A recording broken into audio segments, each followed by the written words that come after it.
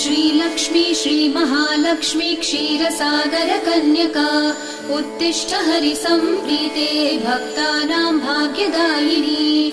श्रीलक्ष्मी श्रीमहालक्ष्मी क्षीरसागरकन्यका उत्तिष्ठ हरिसम्प्रीते भक्तानां भाग्यदायिनी। उत्तिष्ठोत्तिष्ठ श्रीलक्ष्मी विष्णुवक्षस्थलालये उत्तिष्ठ करुणापूर्णे लोकानां शुभदायिनी। उत्तिष्ठोत्तिष्ठ श्रीलक्ष्मी विष्णुवक्षस्थलालये उत्तिष्ठ करुणापूर्णे लोकानां शुभदायिनी।